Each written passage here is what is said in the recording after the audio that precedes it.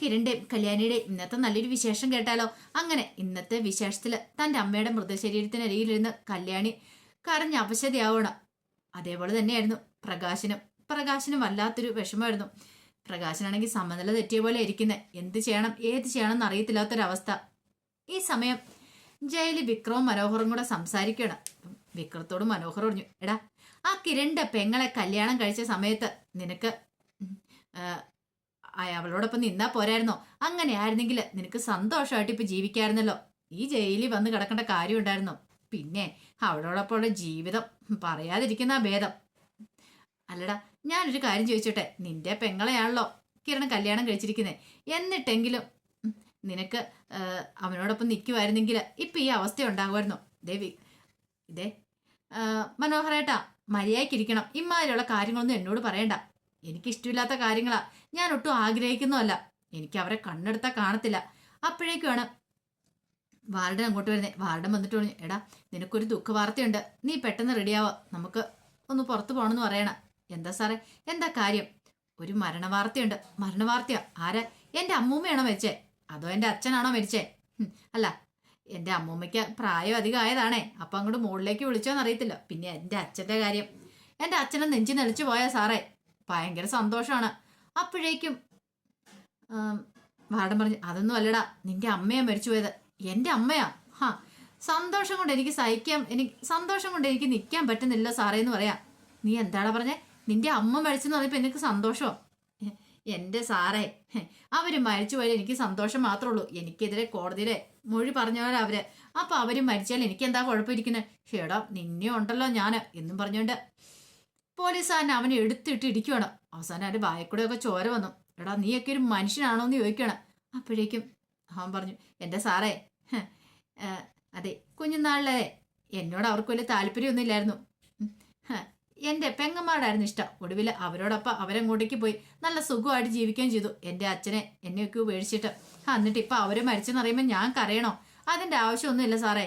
Sir എത്ര തല്ലിന്ന് പറഞ്ഞാലും എനിക്കൊരു മാറ്റം ഉണ്ടാകാൻ പോകുന്നില്ല. എടാ, അപ്പം നീ നിന്റെ അമ്മയെ കാണാൻ പോകുന്നില്ലേ? ഇല്ല സാറേ, ഞാൻ പോകുന്നില്ല.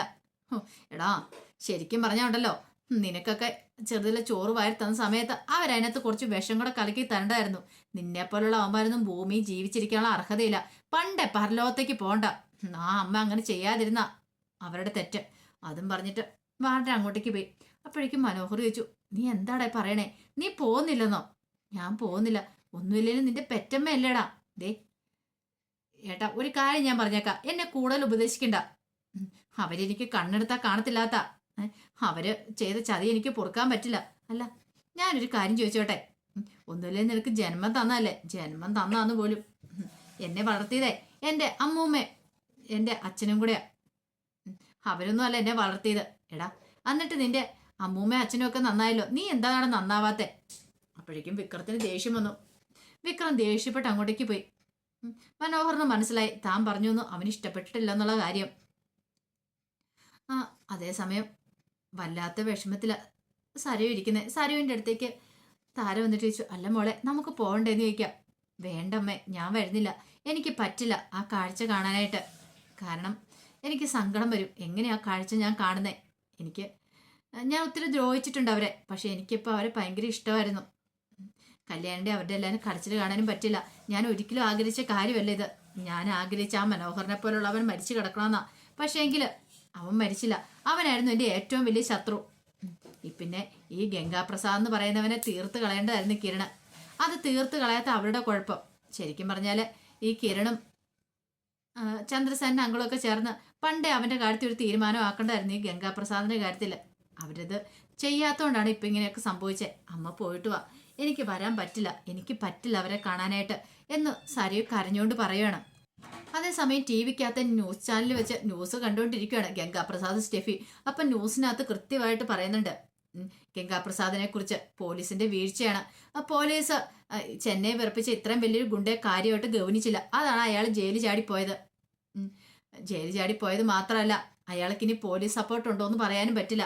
അയാൾ ഇനി എവിടെ പോയി ഒളിച്ചാലും പോലീസ് എത്രയും പെട്ടെന്ന് തന്നെ കണ്ടുപിടിക്കും. അങ്ങനെയൊക്കെ പറഞ്ഞ് ന്യൂസ് വരുവാണ്. അപ്പോഴേക്ക് സ്റ്റെഫി ആ ടി വിയും കൂടെ ഓഫ് ചെയ്തു. ഗംഗാപ്രസാദ് പറഞ്ഞു. അപ്പം എനിക്ക് ഇവിടുന്ന് പുറത്തിറങ്ങാൻ പറ്റില്ലല്ലേ? സ്റ്റെഫി പറഞ്ഞു.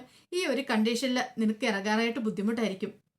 എടാ, എങ്ങാനും പുറത്തിറങ്ങിയാൽ പിടിക്കപ്പെട്ടാലോ? ഗംഗാപ്രസാദ് പറഞ്ഞു. എൻ്റെ കാര്യത്തിൽ എനിക്ക് കുഴപ്പമില്ല, പക്ഷേ നിന്റെ കാര്യത്തിലുള്ളൂ. നീയും പിടിക്കപ്പെട്ടാലോ? നിന്നെക്കുറിച്ച് ഇത്ര നാളും പോലീസിന് വലിയ കാര്യമായിട്ട് വിവരമൊന്നും ഇല്ലായിരുന്നു. പക്ഷേ ഇനിയിപ്പം നിന്നെ ഫോളോ ചെയ്യാനായിട്ട് തുടങ്ങും. അങ്ങനെ വന്നിട്ടുണ്ടെങ്കിൽ നിന്റെ ജീവിതം തകരും. അതിനു മുമ്പ് നമുക്ക് എത്തിപ്പെടേണ്ടടുത്ത് എത്തിപ്പെടണം. അല്ല, എവിടെ എത്തിപ്പെടുന്ന കാര്യം പറഞ്ഞേ? അല്ല, കേരളം ആയതുകൊണ്ട് ഇഷ്ടം പോലെ കാടുകളും ജലാശയങ്ങളൊക്കെ ഉണ്ടല്ലോ. അവിടെ എവിടെയായാലും അതോ ഞാൻ നോക്കിയിട്ട് നടക്കത്തുള്ളൂ. അല്ലാതെ പുറത്തിറങ്ങിയിട്ടുണ്ടെങ്കിൽ ഉറപ്പായിട്ടും അവന്മാരുടെ കൈ പിടിക്കും. ആ സമയം സ്റ്റെഫി പറഞ്ഞു. അത് ശരിയാ, ഇനി അവന്മാരുടെ കൈ പെട്ടിട്ടുണ്ടെങ്കിൽ പിന്നെ ജീവനോടെ ഇനിയിപ്പം പുറത്തു വരാൻ പറ്റുമെന്ന് തോന്നില്ല. കാരണം അമ്മാരി ക്രൂരതയായിരിക്കും അമ്മാര് ചെയ്യുന്നത്. അത് വിക്രത്തോട് ആ പോലീസുകാരൻ പറഞ്ഞിട്ടുണ്ടായിരുന്നു. ഇനി ഗംഗാപ്രസാദ് ഇങ്ങോട്ട് കയറിയിട്ടുണ്ടെങ്കിൽ ഉറപ്പായിട്ടും അവനെ ജീവനോടെ തന്നെ തീർക്കൂന്ന്. അവൻ ഇനി പുറലോകം കാണില്ലെന്ന്. ജയിലിൽ ചാടിയിട്ട് ഒരാളെ കുത്തി കൊലപ്പെടുത്തുക എന്ന് പറഞ്ഞിട്ടുണ്ടെങ്കിൽ നിസ്സാര കാര്യമൊന്നും അല്ലല്ലോ. ഇത് ഗംഗാപ്രസാദിന് നന്നായിട്ട് അറിയാം. അപ്പോഴേക്ക് സ്റ്റെഫി പറഞ്ഞു. എങ്ങനെ ഇവിടുന്ന് രക്ഷപ്പെടുന്നേ? എങ്ങനെയെങ്കിലും രക്ഷപ്പെട്ടേ മതിയാവുള്ളൂ. അല്ലേ, ഇനിയിപ്പം നിന്റെ ഫോട്ടോ കൂടെ പത്രത്തിലൊക്കെ വരാൻ തുടങ്ങൂലേ? അങ്ങനെ വന്നാൽ നീയും പിടിക്കപ്പെടൂലേ? അതെ, ഞാനും പിടിക്കപ്പെടും. പക്ഷെ ഒരു കാര്യമുണ്ട്. ഇനിയിപ്പം നിന്നോടൊപ്പം നടന്നാലേ പിടിക്കപ്പെടുള്ളൂ. അത് ശരിയാ. ഇനിയിപ്പോൾ ഈ വീടെടുത്ത ഓണർ, വീടെടുത്ത നീയല്ലേ വീടെടുത്തേ? അപ്പം അതിൻ്റെ ഓണർ വന്നിട്ടുണ്ടെങ്കിലോ? നിന്റെ മുഖം അയാൾ തിരിച്ചറിയത്തില്ലേ? ആ കാര്യം ഓർത്തിട്ട് പേടിക്കണ്ട ഗംഗേ. ഈ വീടെടുത്ത ഞാനല്ല, എൻ്റെ ഫ്രണ്ട്സ് എടുത്തന്നെ. അപ്പം കുഴപ്പമൊന്നുമില്ല. പിന്നെ അയാളൊരു തമിഴിനാ, മാസത്തിൽ ഒന്നേ വരത്തുള്ളൂ. ഒരു കാര്യം ചെയ്യാം, എന്നാൽ നിന്റെ ഫ്രണ്ട്സിനോട് പറ, 1-2 വീടും കൂടി എടുത്തിട്ടേക്കാനേ. ചിലപ്പോൾ മാറി മാറി താമസിക്കേണ്ട വരുമല്ലോ. അതൊക്കെ ഞാൻ നോക്കിക്കോളാം. പക്ഷെ ഇവിടുന്ന് രക്ഷപ്പെടാനുള്ള എന്തെങ്കിലും ഒരു വഴി കണ്ടെത്തണം. അല്ലെങ്കിൽ ഇവിടെ തന്നെ നമുക്ക് എപ്പോഴും ഇങ്ങനെ ഇരിക്കാൻ പറ്റില്ല. ഇരുന്നിട്ടുണ്ടെന്ന് ഉറപ്പായിട്ടും പിടിക്കപ്പെടും എന്നൊക്കെ പറയണം. ഇപ്പോൾ ഒരു ഭയം ഗംഗാപ്രസാദിന്റെ ഉള്ളിൽ വന്നു തുടങ്ങിയിട്ടുണ്ട്, എങ്ങനെയാവും തീരുന്നുള്ള. സമയം വിക്രത്തിനടുത്തേക്ക് മനോഹർ ചെയ്യുന്നു. മനോഹർ എന്നിട്ടിച്ചു. എടാ, നീ പോകുന്നില്ല നിന്റെ അമ്മയെ കാണാനായിട്ട്? അവസാനമായിട്ട് കാണാനുള്ള ചാൻസ് അല്ലേ? ദേ, ഏട്ടാന്ന് വിളിച്ച നാവും കൊണ്ട് എന്നെ വണ്ടതും വിളിപ്പിക്കരുത് കേട്ടോ. എനിക്ക് പോകാൻ താല്പര്യമില്ലെന്ന് പറഞ്ഞില്ലേ? ഓ, ഇപ്പം നിങ്ങളങ്ങ് വലിയ മാന്യനാവാണല്ലോ. നിങ്ങൾ വലിയ മാന്യനാവേണ്ട കാര്യമൊന്നുമില്ല. 10-60 പെൺകുട്ടികളെ ജീവൻ നശിപ്പിച്ചവനല്ലേ നിങ്ങൾ? എന്നിട്ട് നിങ്ങൾ എൻ്റെ അടുത്ത് മാന്യത ചമഞ്ഞു വരുന്നോ? അപ്പോഴേക്കും മനോഹർ പറഞ്ഞു. എടാ, നിനക്ക് എന്നെക്കുറിച്ച് അറിയത്തില്ലാത്തതുകൊണ്ടാ. ഒരു 10-15 വയസ്സ് മുതൽ മൂന്നാറിലൊരു എസ്റ്റേറ്റിലാണ് കമ്പനിയിലാണ് ഞാൻ ജോലി ചെയ്ത് വന്നിരുന്നത്. ആ കമ്പനിയുടെ മുതലാളിയുടെ മാൾക്ക് എന്നോട് ഭയങ്കര പ്രണയമായിരുന്നു. അങ്ങനെ എല്ലാം കൂടി ഞങ്ങൾ ഒടുവിൽ ഒന്നായി. ഇത് കണ്ടുകൊണ്ട് വന്ന ആ പെണ്ണിൻ്റെ അച്ഛനും അമ്മയും എന്ത് ചെയ്തു? എന്നെ ശിക്ഷിച്ചു. ഒടുവിൽ ഞാൻ ജയിലിലുമായി. അന്ന് മുതൽ എനിക്ക് നല്ല ദേഷ്യമായിരുന്നു. കാരണം അവൾ കാരണമായി ഈ പ്രശ്നങ്ങൾ ഉണ്ടായത്. അവൾ എന്നെ നൈസായിട്ട് അങ്ങോട്ട് തേച്ചു. അവൾ പറഞ്ഞു അവളെ ഞാൻ ബലമായിട്ട് കയറി പിടിച്ചെന്ന്. അന്ന് മുതൽ എനിക്ക് പണക്കാരി പെൺപിള്ളേരുടെ ഭയങ്കര ദേഷ്യമാണ്. അവരെനിക്ക് നശിപ്പിക്കണമെന്നായിരുന്നു. അങ്ങനെ ഞാൻ പണക്കാരി പെൺകുട്ടികളെ തേടി പിടിച്ച് ഞാൻ അവരോടൊപ്പം കൂടി ചേർന്നിട്ട് കുറച്ച് ദിവസം കഴിയുമ്പോൾ അവരെ വിട്ടിട്ട് കടന്നു കളയും. എനിക്ക് അങ്ങനെ ഒരു സ്വഭാവം ഉണ്ടായത്. പക്ഷെ അന്നൊക്കെ എനിക്ക് ശാസിക്കാനും ശിക്ഷിക്കാനും അച്ഛനും അമ്മയും ഉണ്ടായിരുന്നില്ല. അച്ഛനും അമ്മയെ കണ്ട ഓർമ്മ പോലും ഇല്ല. പക്ഷെ നിന്റെ കാര്യം അങ്ങനെയല്ലല്ലോ, നിനക്ക് അച്ഛനും അമ്മയൊക്കെ ഉണ്ടായിരുന്നു. അപ്പോഴേക്കും വിക്രം പറഞ്ഞു. അച്ഛനും അമ്മയും ഉണ്ടായിരുന്നു പോലും. അവരെക്കുറിച്ച് കൂടുതലൊന്നും പറയാതിരിക്കുന്ന ഭേദം. എടാ, നിനക്ക് അത്ര സൗഭാഗ്യങ്ങളൊക്കെ ഉണ്ടായിട്ട് നീ എങ്ങനെയാടാ ഇങ്ങനെയായി തീർന്നേ? ഇതേ മനോട്ടാ, ഒരു കാര്യം ഞാൻ പറഞ്ഞേക്കാം. ഇനി ഇതിനെക്കുറിച്ച് നമ്മൾ തമ്മിലൊരു സംസാരം വേണ്ട. എനിക്ക് പോകാൻ ആഗ്രഹമില്ല, കയറി കാണാനും ആഗ്രഹമില്ല. ഞാൻ പോകുന്നുമില്ല, കാണുന്നുമില്ല. എനിക്കൊരു അമ്മയും ഇല്ല. അവരെത്രയും പെട്ടെന്ന് ചത്തുപോകണമെന്ന് ഞാൻ കുറെ ആ കാലം മുമ്പ് ആഗ്രഹിച്ച. അങ്ങനെ എൻ്റെ ഒരു ആഗ്രഹം സാധിച്ചു തന്നിരിക്കുന്നത്. ഇനിയിപ്പം മരിക്കാൻ പോകുന്ന ആ കല്യാണിയും കിരണൊക്കെ ആയിരിക്കും. അതിനധികം നാൾ കാത്തിരിക്കേണ്ടി വരില്ല. കെങ്കേട്ടൻ പുറത്തു നിന്ന് അവരെയും കൊന്നുകളയും. അപ്പോഴേക്കും മനോഹറിന് ദേഷ്യം വന്നു. മനോഹർ പറഞ്ഞു. എടാ, നീയൊക്കെ ഉണ്ടല്ലോ, ഇത് അനുഭവിച്ച ചാകുള്ളൂ. പിന്നെ അനുഭവിച്ച ചാകുള്ളൂ പോലും. എടാ, നിന്റെ അമ്മ ഇതേ ചത്ത് തലയ്ക്ക് മോള് നിൽക്കുക. നിന്നെ അവർ പ്രാകുന്നുണ്ടായിരിക്കും നിന്റെ ഈ സ്വഭാവം കണ്ട്. പിന്നെ പ്രായിക്കോട്ടെ, എന്നാലും നീ പോകത്തില്ലല്ലേ? ഞാൻ എന്തിനു പോണം? ശരിക്കും ഗംഗേണ്ണൊക്കെ ചെയ്യുന്ന ശരി. ഗംഗേണ്ണാണ് ശരിക്കും ഒരാണ്. കണ്ടില്ലേ, ഒരുത്തെ കുത്തി മലർത്തിയത് കണ്ടോ? അപ്പോഴേക്കും മനോഹർ പറഞ്ഞു. എടാ, അവന് ഞാനും നീയൊന്നും ആണല്ല, ശരിക്കും ആണാ കിരണാണ്. കണ്ടില്ലേ, അവനാണ് എല്ലാവരെയും ഒരു കുടുംബത്തെ മൊത്തം മുന്നോട്ട് നയിച്ചുകൊണ്ട് പോകുന്നത്.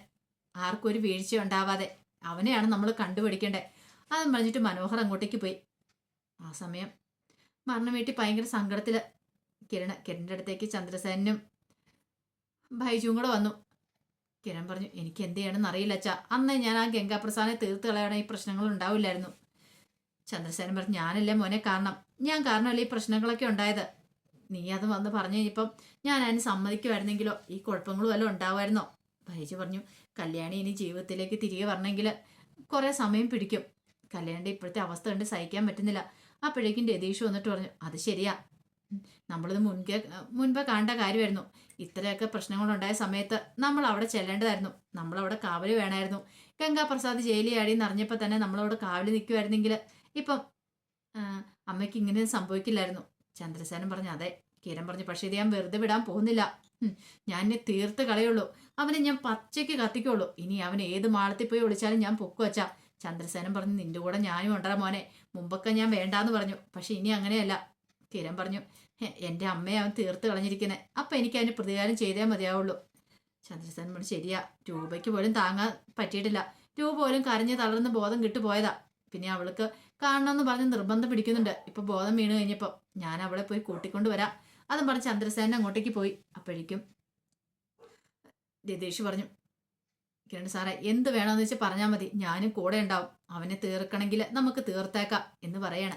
അങ്ങനെ അതിൻ്റെ വിശേഷങ്ങളൊക്കെയാണ് നമ്മളിന്ന് കാണുന്നത്. ഇതിൻ്റെ ബാക്കി വിശേഷങ്ങളുമായിട്ട് വൈകുന്നേരത്തെ പ്രമോയി വരാട്ടോ. ഒരിക്കൽ കൂടി എല്ലാവർക്കും ശുഭദിനം നേർന്നുകൊണ്ട് നിർത്തുന്നു.